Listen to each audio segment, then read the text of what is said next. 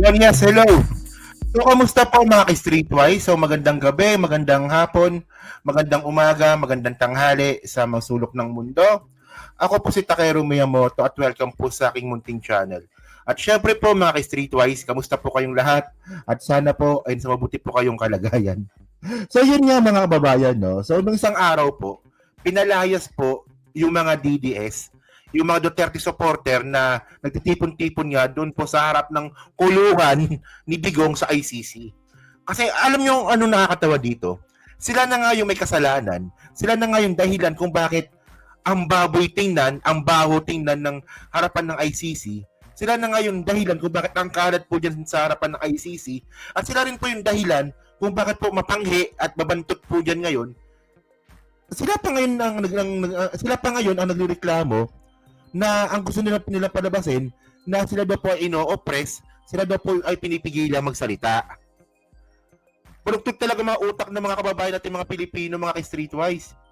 So para mas malinaw, no, tingnan nyo kasi ang baboy nila tingnan dun, sa totoo lang.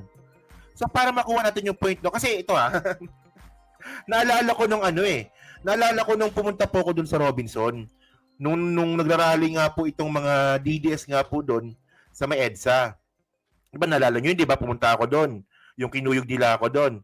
Ang panghipo talaga doon.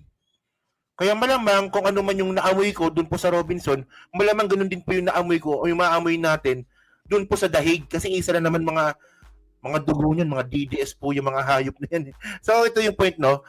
Actually may video dito. Ito, panoorin nyo ito. DDS to eh. Ito ngayon yung bida-bida doon sa Dahig eh. Alvin ba to? Alvin? O, tinan nyo to Pangyayari ngayon is that ang mga panggigipit na akala ko sa Pilipinas lang nangyayari na din ngayon dito. We have been treated. Kita mo, abnormal talaga, no? So, hindi porket na pinaalis kayo dyan, is panggigipit na yon. Nakaka-istorbo na po kasi kayo. Probinsya po yan. Alam ko, probinsya ng Netherlands na pinuntahan ninyo. Pero binaboy po kasi ninyo. Kaya kayo pinalayas po dyan. Ang pangit nyo tingnan dyan. Isipin nyo mga bobo nagsama-sama. Ang pangit talaga tingnan yan. Recklessly, oppressive. In today's age and time, grabe. Ang kakapal ng pagmumukha ninyo. Mag-report kayo. Kapwa nyo lang Pilipino, nag-effort. Tapos ano daw? Oppressive daw. Anong oppressive doon na pinapalis kayo ng maayos? Pinwersa ba kayo? Hinila ba kayo palayo? Hindi pinakausapan kayo, huwag kayo dito. Anong oppressively doon? Wala yung mga mga nasa Europe na, ang tatanga pa din eh. Ganoon po talaga ba sa nakakapitan po ng Duterte Court? Hindi na po nila alam kung ano tama at mali. Oppressive. Ano oppressive doon? Nabugbog ba kayo dyan? Hinuli ba kayo ng pulis? Hindi pinaalis kayo dyan ng maayos. Abnormal talaga tong mga to. Grabe. Ang kakapal ng pagmumukha ninyo. Mag-report kayo. Kapwa nyo lang Pilipino, nag-effort, tapos i-report nyo kasi gusto. Tinan nyo So, ang pinapalabas dito nung bobong Alvin po na yan, kaya daw sila pinalayas dun po sa harapan ng ICC. Kasi ni-report daw po sila. Mga ka-Streetwise, it doesn't work that way. Kasi kung ni-report kayo at wala naman kayong inaabala po dyan, hindi kayo paalisin dyan. Kahit anong report pa ang gagawin, ang gawin sa inyo. O ngayon, kung mayroon man nag-report sa inyo at nakita na talaga nakakaabala kayo, palalayasin talaga kayo dyan.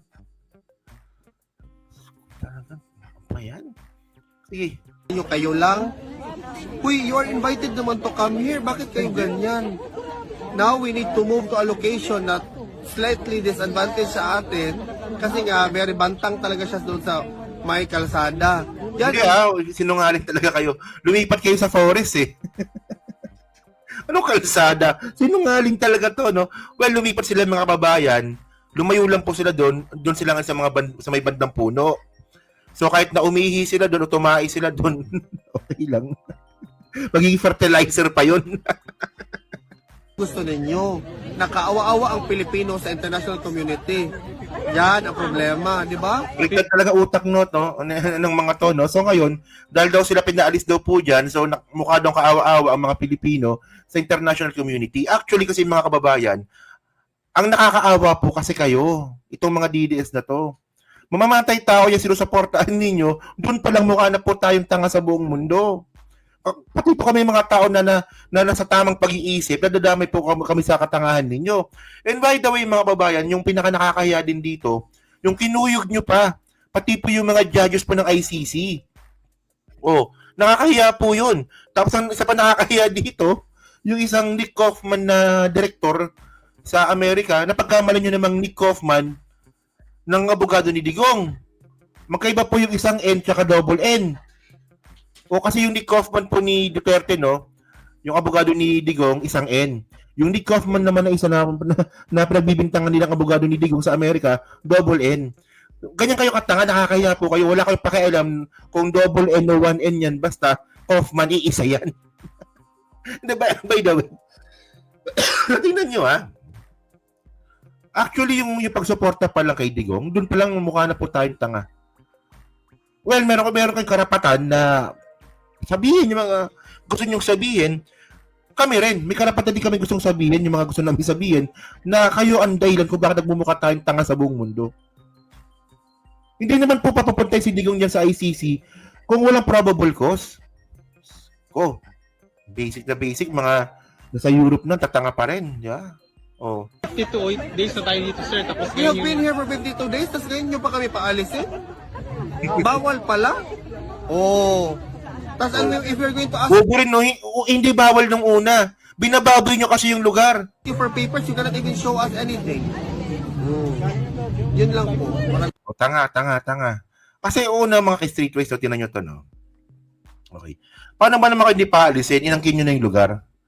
O, tinan nyo to, ha? Actually, teka lang, ha? Ito ba yun? Ay, ito. Merong video dito, no, na kumakalat. Ito yung ginawa nyo dyan, eh. Binaboy nyo yung lugar. Tatanggalin ko na yung audio, ha? Kasi budots to, eh. Baka maka-copyright po tayo. Tinan nyo, habang nagrarally kayo dyan sa dahig, ito ginawa ninyo. Oh. Tinan nyo naman to. Ugali pa ba naman? Sila yan, ha? Tinan nyo, ha? May nakalagay sa likod, eh. I stand for PRRD nakalagay. Hanapin ko. Tinapos natin.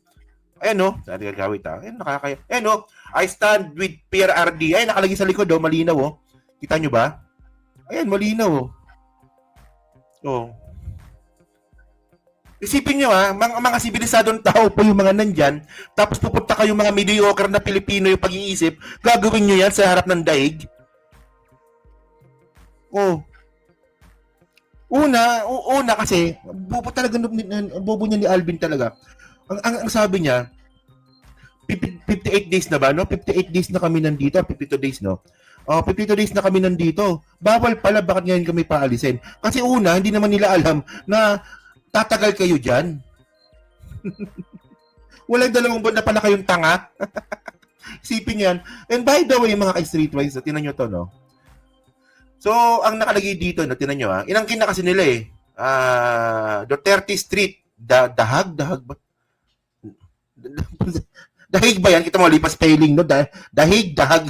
Bobo talaga. So, yan, ha? Oh, inangkin nyo na kasi yung lugar, Duterte Street. Tapos yung sinabi nyo pa sa iba, Duterte Park. Yan, no? Duterte Park, Duterte Street. Inangkin nyo na kasi. Ano? Gusto nyo sa inyo rin yan?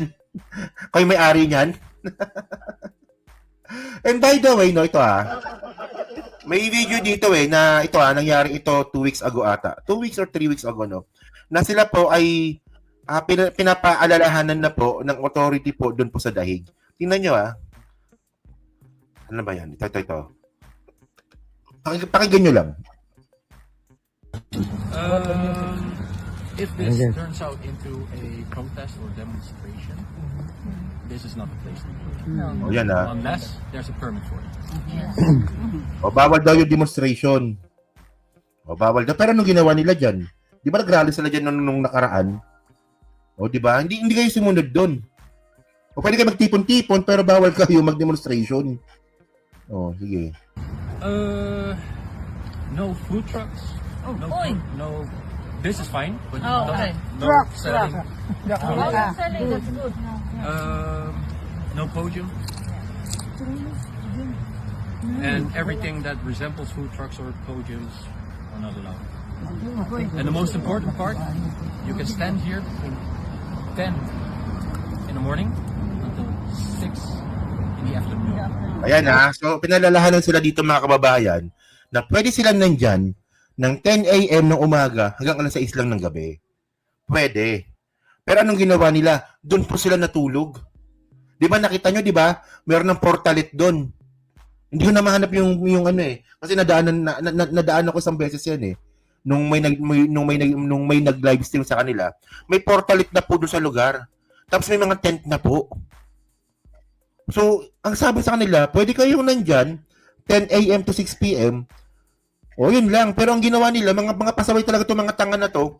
O di ba? Nagdala ng portalet, nagdala ng sofa, tapos nagdala pa ng tent. Tapos magreklamo kayo, ba't kayo pinaalis? Isipin nyo kung gaano kabaho yun mga kababayan. O di ba? Ang linis ng lugar, dadala nyo ng portalet. So paano pag nilinis yan? Hindi mangangamoy pa rin yan. Ano naman talaga itong mga to. Di, ang point dito, huwag kayo pa-victim kasi. Kung pinalayas kayo dyan, kasalanan nyo po yun. O di ba? Kasi continue nga natin pagsabi dito. After 6, really have to remove yourself from this area. O after 6, kailangan nyo nang umalis. Ang ginawa nila, doon sila natulog. Parang ano lang, no? Parang KOJC lang, no? Yung ginawa nila sa Liwasang Bonifacio, no? Ganun lang. Quite reasonable. I think. It's okay. Right? I understand. But how can you control the 50 people when we are not actually... So whatsoever mga babayan, no? So ngayon, tingnan natin to, no? Meron pa bang kasunod to? Tingnan natin. So sabi pa dito, wala na pala, inata, no? So ngayon mga ka-streetwise, ang ano bang masabi natin dito? Ngayon, nasa ano sila ngayon? Umalis na sila doon. Doon sa tinatawag nilang Duterte Park kaya Duterte Street, umalis na sila doon. So nandun sila sa bandang malayo-layo na ng konti, pero nasa dahig pa rin. Ang tawag nila ngayon doon, Duterte Forest. Puta, nakakahiya to. Nakakahiya itong ginagawa ng mga kababayan natin. Isipin nyo, hindi pala porket na nakapunta ka ng Europe, matalino ka na. Minsan po talaga, hindi kasi mga kababayan, no, ang point natin dito, ang dami na pong ebidensya na talagang maraming palpak ng panahon nga ni Digong. Tandaan nyo 2017, pinakakurakot sa buong mundo si Duterte. Oh, di ba? Tapos, yung utang natin, ang laki nun, ang laki ng inutang ni Digong. Ang daming pinapatay na tao. Oh, inispoiled yung iglesia ni Cristo. Oh, di ba? Hindi kasi, di ba? Kasi ang point natin dito, no, itong mga utak Duterte na to, no, wala silang ibang alam kundi droga-droga eh. Tingnan nyo, subukan nyo silang kausapin. Ang sasabihin lang nila sa inyo, magpa-drug test, droga-droga. Pero pagdating po sa mga due process, sa mga tamang procedure, hindi po nila naintindihan. Kaya nga sila pinalayas dun eh. Basic lang po na alituntunin, no, na huwag kayong mag-stay dito ng matagal, huwag kayong magkakalat. Hindi nila masunod. Kasi nga, ang utak lang po kasi nila droga-droga. Hanggang droga-droga lang talaga sila. Bobo. Diba? So yun mga ka-streetwise, so kayo po, ano po masasabi nyo nga po dito sa mga Duterte supporter na pinalayas po sa dahig. Deserve ba nila ito? Ay, sumisigaw sila ngayon ng human rights. Hindi nga kayo naniniwala sa human rights. Mga hayop na itong mga to. Ngayon, oppression na yung tawag nyo sa ginawa sa inyo. Paano naman yung mga namatay? Utak biya talaga, no? So yun, no? So kayo comment na po sa baba at binabasa ko pong lahat yan. At yan po sa Team Replay, pa-like, pa-subscribe. Kung hindi naman kalabisan, pa-share na rin po ng video po na to. So thank you mga ka-streetways. No? So kita na lang ulit tayo sa susunod nating content. So thank you, salamat, and bye-bye.